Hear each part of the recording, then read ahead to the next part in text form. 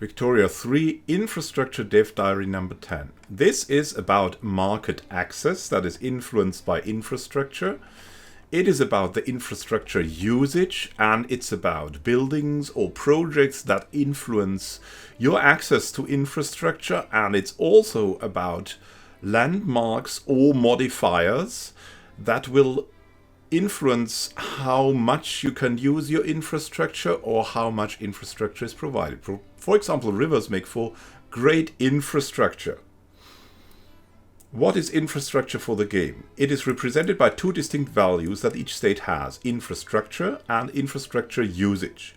Together they determine the market access. So long as the infrastructure in the state is greater or equal to the infrastructure usage, everything is fine and the state maintains a market access of 100%. Which means all goods, everything that is produced or needed by the state can be delivered there and can be delivered away to the national market. If usage starts exceeding the available infrastructure, market access will be reduced by an amount proportional to how much of the usage is not being serviced.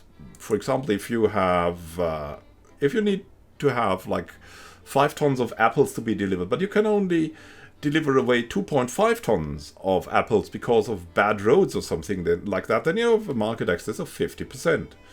And then everything will suffer because, these 2.5 tons of apples will stay with you and you will probably sell them at lower prices than the apples that will go to the national market. But there's also other things. Because these apples block the access for other goods coming in, maybe, or other goods coming out, then nearly nothing except of apples will be coming out and in of this thing. So there's quite a couple of problems that relate to too low market access. So it's one of the big things to have. For example, if a state has an infrastructure of 45 with a usage of 90, its market access will only be 50%. Market access in its effects is something already covered in the last dev diary about national markets. So a low market access means a state is unable to fully integrate its local market into the national market, which can lead to adverse price conditions from local over or under supplies of goods. There's an example here. That is Minsk, a Russian market with good wood and stuff. Minsk has somewhat overextended their local infrastructure. The usage is 32, market access is 93%. With a large population and mostly stable production, though, both their industries and consumers will probably be fine until the railway arrives, because they don't need complex goods there. Complex goods will need more infrastructure, and exporting everything is also not that much needed for now. But the imbalance goes in both directions. If you have one breadbasket state and one iron mining state, and they both have perfect market access, price of iron and grain will be the same in both. If the iron mining state's market access is reduced, the market price of iron goes up, while the local price of iron in the mining state goes down. In addition to this, the iron mining state will be unable to source as much grain, raising the local price there, but reducing its price somewhat across the rest of the market. If your consumption matches the local production, as is often the case in rural states, where the production consists of staple goods your people require, this isn't such a big problem. It's delivered nowhere. Basically nowhere. It's across the street. You buy your stuff, your food from across the street, from the gardener or whatever. You could perhaps even build some simple textile mills and livestock ranches in the same underdeveloped state to provide cheap wool clothing if the local population is large enough to demand it in sufficient quantity. But if you're looking to manufacture the more complex goods or use more demanding production methods, you need goods for you might only be able to source from another state in your market, or which you can only import from a foreign nation. These goods in turn might be lucrative, but only if there are buyers for them. The buyers who can actually afford them. So you have to deliver them. For that you need infrastructure. Your schemes to get rid of luxury clothes and porcelain won't work if you can't reach all the far-flung wealthy pops of your empire that are probably mostly situated in the capital, because they are the high-paying jobs, high-paying people, rich people. They can afford the complex goods. So that is where your infrastructure will likely be concentrated. And the further out you go, the lower will be the infrastructure. The infrastructure of a state is determined by which types of buildings exist in a state and which level they are. Generally, the more urban and specialized the building, the more infrastructure it uses per level. So, chemical industries, a heavy industry building, will use several times more infrastructure than rye farms building of the same level. We have an example here. Minsk urban buildings, the furniture manufacturers, textile mills, even the government and administrations account for 2/3 of its infrastructure usage despite employing the same number of people as the logging camps and rye farms. Subsistence farms and urban centers do not use infrastructure. The former because its production is nearly all for the domestic use, and the latter because the infrastructure it provides cancel out the infrastructure it requires. So as you can see here, you have 8 infrastructure usage from logging camps and 4 from rye farms.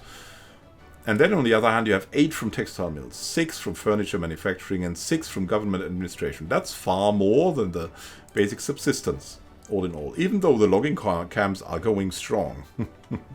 The infrastructure is provided and modified by numerous sources.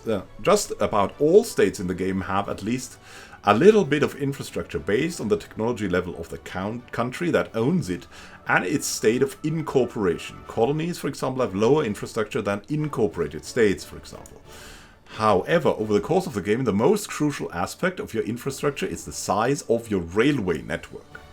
Previously mentioned, the railways is a building that produces transportation, an intangible good sold to POPs, but they are also the main source of infrastructure. So if you modernize, if you build the railways, that is a really big advantage for your economy. This means that if you want to industrialize a state, it isn't enough to simply build those industries there and have the POPs available to work in them. You also need to ensure that said industries have enough infrastructure to support them. This, of course, has a variety of costs involved in that infrastructure providing. Railways need both POPs to work them and access to goods like coal and engines. There are alternatives that can be used in the short term, such as using your authority on a road maintenance decree to ensure the populace don't allow the roads to fall into disrepair or become unsafe, but such options will never be sufficient in themselves for large-scale industrialization.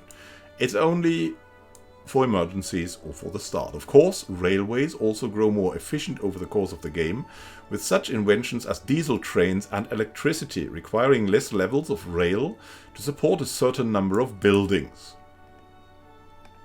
So they're growing more efficient. As you can see here, that railway station has also levels. This early railway, that's the example, has rapidly become one of Minsk's best employers, at least for POPs with the qualifications to become machinists. Unfortunately, few people do, so the infrastructure production is not currently as high as it might be if the railway was fully staffed. Ticket prices, however, are sky high because it's so much sought after. So you need schools for the machinists, so they can work there and then everything will prosper. You can see here there's a couple of production methods here as well that will increase the efficiency probably, the cash reserves, the employment, productivity. You can see how it leads to state-region infrastructure here. You can see there's 169 probably tickets sold here. That gives you 6.6k revenue. The expenses are for the engines and for the coal, 1.3 and 1.2k, and for the wages, 3.26k. So I have a small plus from that. Weekly balance from 708, and you get out of it, you get 67 state-region infrastructure and 20 urbanization. Their intention for railways is that they must be able to find their way back to the market capital or an exit port destined for the market capital in order to be useful.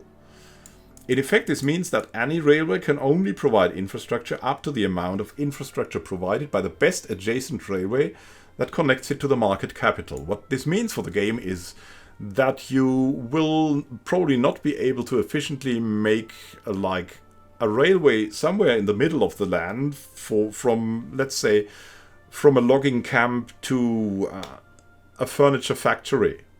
And that the next one is not connected to anything at all. If it's not the capital, then so everything has to be connected to the capital. It's a centralist perspective. If you want good access to the sulfur mines in Angskoye for your munition plants in St. Petersburg, you best get started on the Trans-Siberian Railway sooner rather than later, because it will take a good long while to build. So you have to go for mega projects. Now, there have been small-scale projects, especially in England, for the railways, where they connected basically coal mines to steel and iron producers only. In Russia, I don't know too much about that, so I don't know if this model it's not super realistic, but it uses a model that fits the rest of the game with the access to markets. And for that, it's not a bad model, because the other model is, of course, complicated. Geography, of course, also plays a significant role in other ways when it comes to infrastructure, and this is represented in Victoria 3 through state traits.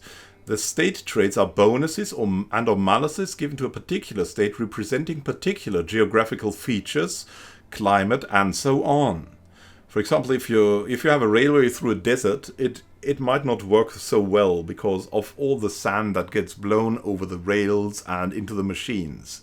That is a big problem, for example, in Namibia. State traits have a variety of effects, but the most common ones are to either affect the production of a particular resource. For example, if a state contains high-quality coal, this may be represented through a state trait that makes coal mines in the state more efficient, or more significantly for the topic on hand, to provide or modify the infrastructure. We have an example here. I think it's again Minsk. The high-yield Russian forests are of a great benefit to the logging industry in Minsk, as long as there's enough infrastructure available to ship the wood off to all the Russian factories and construction sites that demand it.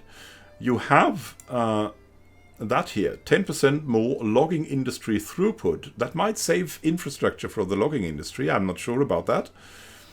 And so states with significant rivers, too, get a large boost to infrastructure, making them excellent candidates for early industrialization. The standard logging and river combination. The Dnieper River, state region modifier, 20 more state region infrastructure. 20, that is a lot. That is a lot.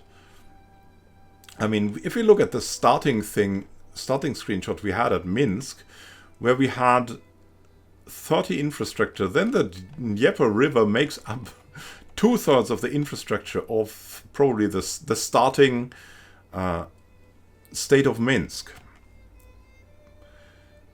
Infrastructure does tie into a number of mechanics besides market access too, such as military logistics and migration. And infrastructure is only meant to simulate the cost of transporting goods on land. Where the sea is concerned, there will be other systems that play. You cannot really build sea infrastructure. And that will be covered in another economy-related dev diary. Next week, one about employment and qualifications. Very cool. I'm really looking forward to that, even if I think, that the system for the railways, at least at the start, was not so concentrated on capitals and markets. So maybe, just maybe, there should be some opening for like shorter, non-connected railways. That would probably need a localized market system, and that would mess everything up. So it's unlikely to happen, but it would be beautiful if it were there. So thank you for watching, and happy gaming to you. Have a great time until next time, and happy gaming. This is Immanuel Can signing out. See you soon, and happy gaming.